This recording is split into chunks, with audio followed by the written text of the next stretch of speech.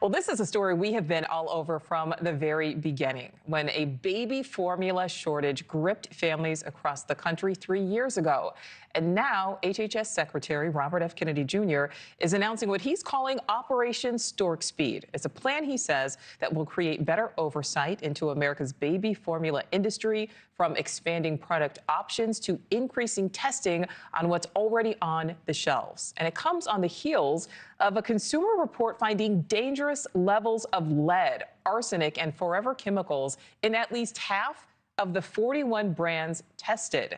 It's a shocking find after deadly bacteria at a manufacturing plant caused that 2022 formula shortage, which left shelves empty for months. So let's bring in Dr. Dyan Hes, who is a board-certified pediatrician and joins me live. Dr. Hes, thank you so much for your time today. First of all, what are your thoughts about this new program, especially considering that major shortage we saw 3 yeyears ago?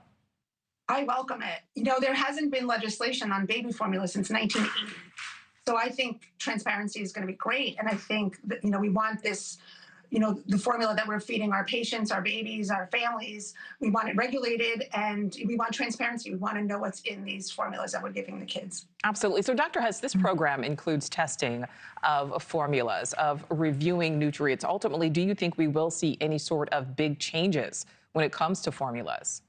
I do. There hasn't been regulations for these heavy metals. The U.S. actually has no standards for heavy metals in infant formulas, so the U.S. companies actually follow other countries' regulations. So I think we need our own set of guidelines. And you're a pediatrician. What types of concerns are you hearing from new parents?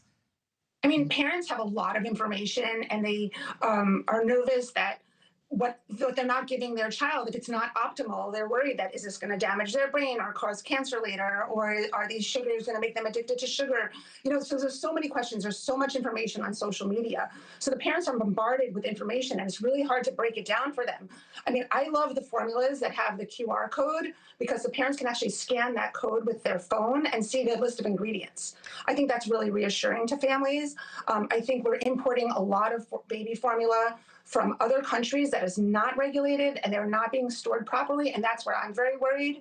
So I welcome this change. Yeah, no, you bring up such a good point about importing, formula from countries that may not have the same standards. This seems basic, but just talk about the importance of giving infants a healthy and nutritious start to life. Why does this matter? Well, this matters because this is when your brain is forming, right? And this is also your rapid period of growth. So you want your children to get optimal formula, the closest to breast milk that's available. And what I do have to say is it's not necessarily the ingredients of formulas that are coming from abroad. It's that they're not stored properly if they're not regulated by the FDA. So if you're buying a third-party vendor's formula, I know, because this happened, one of our reps actually went out to a warehouse, and the warehouse was about 120 degrees where the formula was being stored. If that was FDA approved, that couldn't happen. So these are the kind of laws we need, and these changes and the transparency, so that every baby is getting, the best nutrition they can from the start. Oh, yeah, 120 degrees in that storage facility. Yeah, that certainly cannot be good. Last question for you, doctor. We are seeing massive cuts in the government. Do you have any concerns about what it could potentially mean for formula safety and maybe for food safety overall? I actually think it's the opposite. I think RFK is really pushing the agenda to have healthier foods in schools, healthier foods for people who are receiving, benefits, food stamps, and now with the baby formula. This is what I'm a pediatrician who specializes in nutrition. This has been something I've been begging for years.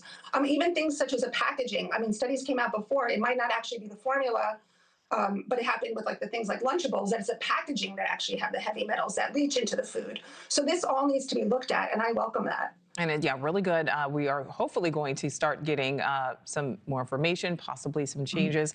Board-certified pediatrician Dr. Dyan Hes, thank you so much for your time. Thank you.